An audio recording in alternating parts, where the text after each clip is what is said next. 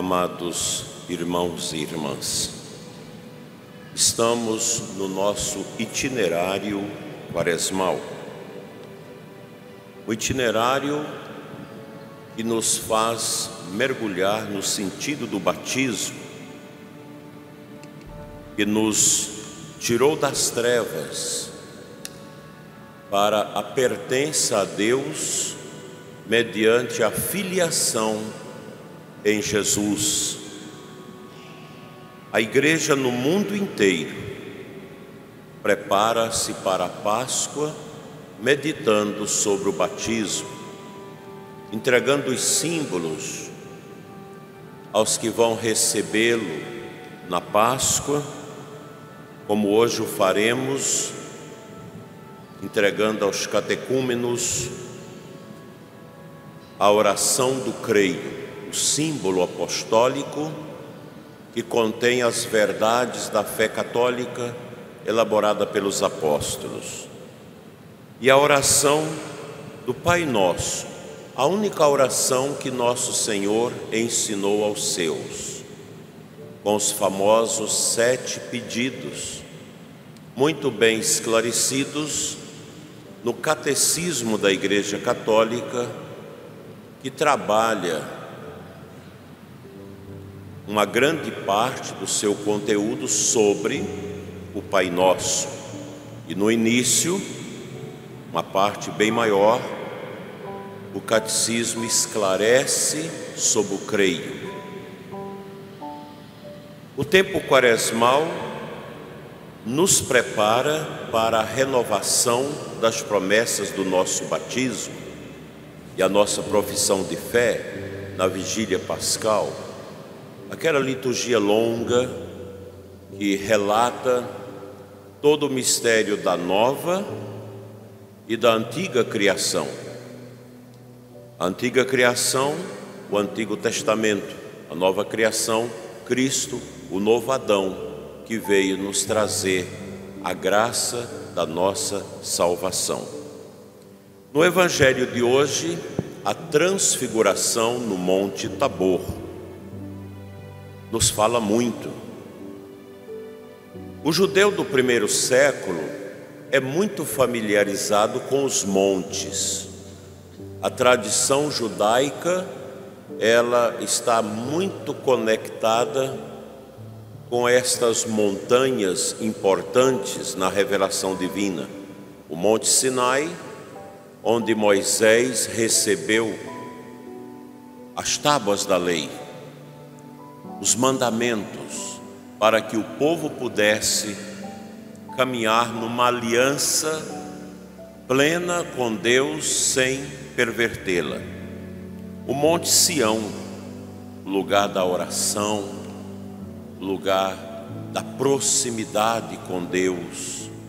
Quanta beleza, quanta riqueza nós podemos tirar dessas lições. O próprio profeta Elias, ele vai também ao monte para orar, para fazer a experiência de Deus.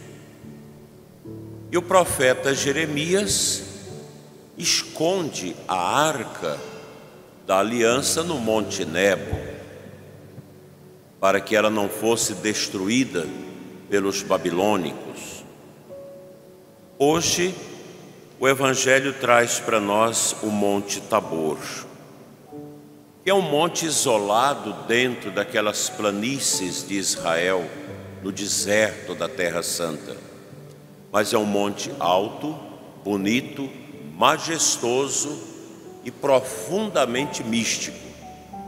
Foi ali que Jesus subiu com Pedro, Tiago e João para fazer uma experiência aos olhos deles, para ajudá-los a compreender o mistério anunciado por Cristo, a sua ressurreição.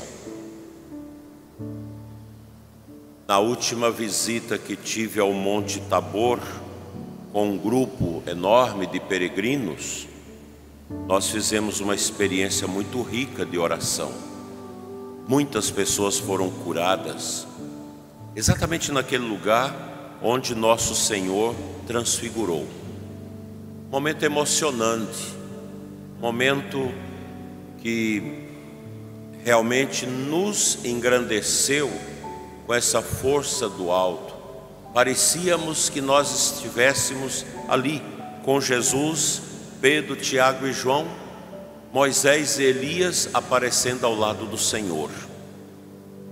O monte nos dá uma sensação mística, orante, espiritual interior de maior proximidade com Deus. O monte nos dá aquilo que é o contrário ao inferno. O inferno é a solidão no Sheol, no buraco, no estertor, onde você não enxerga nada. É a sensação da solidão eterna, na tristeza, na desolação e na ira. O inferno não te permite ver nada a não ser a sua miséria. O céu é a liberdade da alma totalmente absorta em Deus, e o monte dá um pouco esta sensação. Em cima do monte Tabor, nós podemos ter uma visão enorme da Terra Santa. O vento, a brisa, aquela sensação de proximidade com Deus, revela de forma antecipada o que será a nossa existência no ser e no mistério de Deus. O nosso nous, o nosso espírito, que será todo absorto no Espírito Divino, numa visão de liberdade, de amor, de louvor e de gratidão a Deus. Pedro, Tiago e João fizeram esta experiência. A experiência antecipada do Cristo glorificado, que nos chama a caminhar para esta realidade, a ressurreição.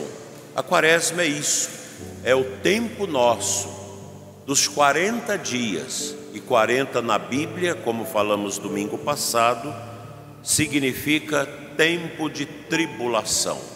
A quaresma é isso, é um combate que o católico faz com o próprio demônio, porque nosso Senhor fez a sua quaresma, 40 dias de jejum e oração, onde foi tentado pelo demônio. Ao término daquela bonita transfiguração, onde Deus Pai falou ao coração dos apóstolos: este é o meu filho amado, escutai-o. Escutai o que ele diz. Eles foram chamados por Jesus a descer o monte. Desce o monte, volta à planície. A planície significa o deserto. O deserto não é um lugar fácil, é um lugar desafiador, onde nós temos serpentes minúsculas que se escondem na areia, cuja picada é mortal. Os insetos, o frio intenso à noite e o calor escaldante durante o dia. Isso é um pouco o retrato da nossa vida, da nossa existência no mundo. O mundo não é um lugar fácil. O mundo é o lugar da provação. E nós parece que vivemos uma quaresma permanente durante a nossa vida. É exatamente isso que a liturgia quer nos trazer hoje. A vida é um lugar de grandes penuras, de grandes dificuldades, onde Deus permite as nossas provações, onde Ele mesmo exige de nós atitudes profundas de renúncia, como exigiu de Abraão o sacrifício do próprio filho. Foi um grande teste a fé de Abraão. Deus queria do coração daquele homem uma resposta poderosa, porque sobre Abraão edificava-se a antiga Assembleia de Israel. Por isso ele é tido para os judeus e para nós cristãos o patriarca da nossa fé, porque ele viveu o deserto. Abraão foi um homem sofrido, a quem Deus chamou para iniciar o povo de Israel, onde Deus realizaria a sua comunicação, a sua revelação. Nesse povo nasceria Cristo, que realizaria toda a sua vida pública em favor de Israel, como último ato desse povo, para depois a mensagem ser dilatada a todos os povos da terra. Abraão é para nós o exemplo de fé, de quem combateu o bom combate, de quem esperou contra toda a esperança as agruras, os sofrimentos, a morte, as tristezas. Essa é a plataforma da nossa existência: amar e sofrer. E neste grande campo da vida, nós perguntamos sempre aquilo que é perguntado há mais de 5.000 anos: quem sou, de onde vim e para onde vou? No meio das dores, dos sofrimentos, nós vamos respondendo estas perguntas pela fé. É a fé de Abraão, é a fé dos apóstolos, é a fé dos cristãos que dá esse sentido para nós. E dentro, meus irmãos, desta grande plataforma da vida, desse grande deserto onde vivemos, a agremiação social mais importante é a família. A família é de direito natural, foi criada por Deus. Deus fez o homem e fez a mulher e deu destino aos dois para que se amem, a dimensão unitiva do matrimônio que vocês vão fazer, para viver o amor na dor.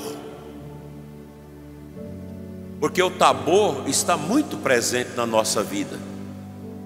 Numa cerimônia de casamento, em que a noiva, o noivo, vem à igreja, os convidados, as músicas, a celebração, a palavra de Deus, tudo é tabu, tudo é alegria no dia do casamento. Mas Deus diz: vai, desce da montanha, porque vocês vão viver o dia a dia do matrimônio, entre as dores e as alegrias. Da mesma forma, o sacerdote, nós temos o diácono Luiz que se prepara para a sua ordenação. Tudo é uma grande emoção, é a subida para o tabor. A ordenação de um padre, de um bispo, de um diácono é coisa muito sublime, é muito bonito como matrimônio. Mas quando termina, Deus diz: vai ao deserto, vai à plataforma da vida, onde a gente vai viver o amor e a dor. E nesta plataforma da vida, nesta realidade dura na qual nós vivemos, somente a cruz é a resposta. Não há outra resposta a não ser a cruz. Diante do câncer terminal, diante da velhice dura, difícil, diante da morte, diante dos desafios das dores, a cruz é o sinal permanente. Estate crux dormitus in, é o grande lema dos nossos monges cartuchos. Estate crux volvitur, é a cruz estática, e em volta dela o mundo.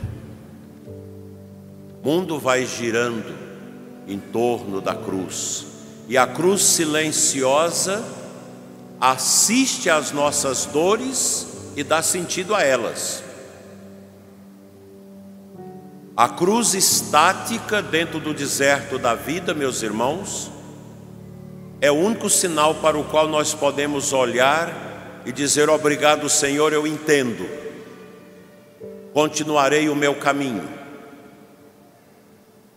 E a família, meus irmãos, é esse querer de Deus, onde a dimensão unitiva do esposo e da esposa, no amor, vencendo as dificuldades, as tentações, dão vida a este mundo através dos filhos. É a dimensão procriativa do matrimônio, tão importante para a nossa igreja.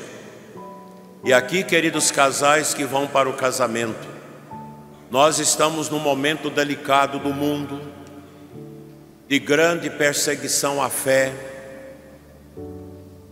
de um projeto grande que vem se impondo nos últimos 70 anos para destruir a fé judaico-cristã.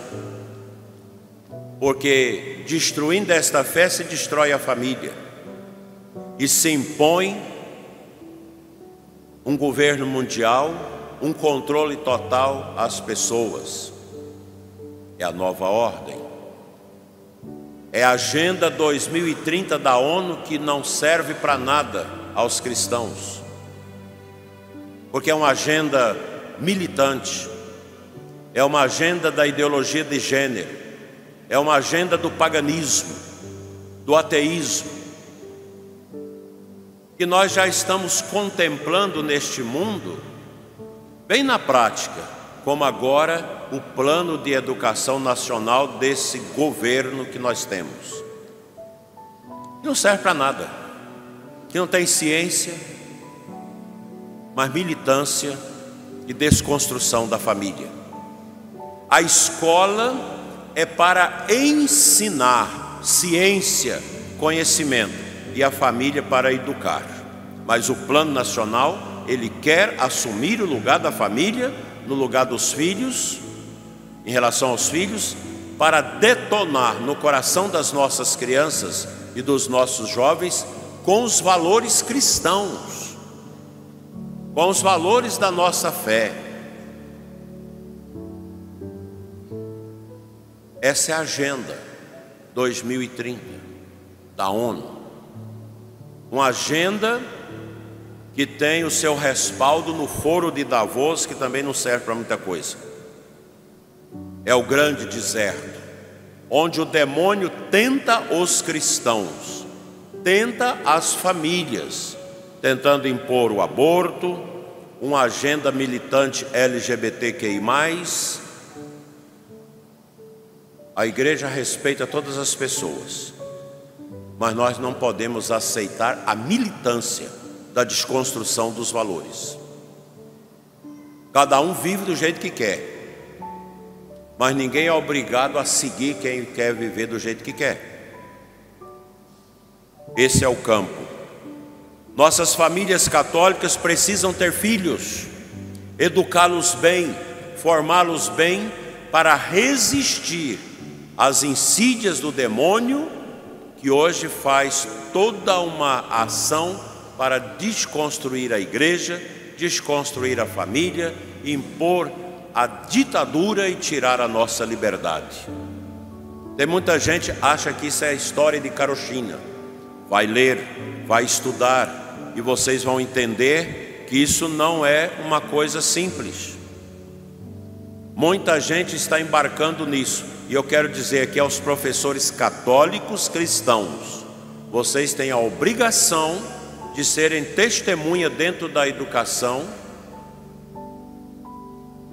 e contestar essas realidades, como também os nossos alunos universitários, cristãos, também nas escolas, precisam contestar essa agenda, essa militância que hoje quer impor aos alunos aquilo que é dever da família ensinar, os costumes, a fé. A escola é para ensinar a ciência, a língua portuguesa correta, não é essa língua esquisita que eles querem colocar na vida das pessoas, uma língua neutra. Uma vergonha isso. Uma coisa que vai entrando até na justiça, nas perguntas que se fazem. É muito triste isso. Esse é um deserto duro para nós, assim como Jesus teve o seu deserto, como Abraão teve o seu deserto, como os apóstolos o tiveram, no sofrimento e na dor, e resistiram e viveram abraçados à cruz de nosso Senhor. Nós também vamos vencer. Famílias, olhai para a cruz. Não tenham medo de ter os seus filhos, de educá-los. Lute contra tudo aquilo que é desfavorável à fé na família. Lute contra o aborto, contra os métodos anticonceptivos, que tanto mal faz. Ontem em Brasília, dando uma palestra, numa formação para o encontro de casais do Regional Centro-Oeste, um casal já de certa idade, muitos anos trabalhando na igreja. Eu perguntei quantos filhos, e ela diz 2, e começou a chorar. Eu falei, por quê? É porque eu fiz laqueadura, eu não sabia, eu não tinha noção. Tive 2 filhos, podia ter tido mais. É muito mais fácil educar uma família numerosa do que uma família de 1, 2 filhos. Ah, mas a pobreza é grande. Nossos avós, nossos pais nos educaram como famílias numerosas na simplicidade. Basta ir aí a Seara, onde nós temos as famílias numerosas do caminho neocatecumenal, e vive muito bem, e vive em santidade, numa simplicidade, fazendo a vontade de Deus e não obedecendo ao feminismo, não obedecendo às pautas de revolução cultural de Antônio Gramsci, de destruição da fé. Nós católicos precisamos assumir a tradição da igreja, assumir os valores que a igreja usou para construir a civilização ocidental ao longo desses 2000 anos. Não podemos negar isso. A família católica é chamada a ser uma família santa, não uma família pagã. Infelizmente tem muitos sacerdotes pagãos na igreja de hoje, que não tem coragem mais de falar para as famílias ter filhos, que não tem coragem de pregar contra o aborto, contra o uso do DIU, contra o uso de anticoncepcional, contra esses métodos que tira a vida que Deus quer dar no coração das famílias.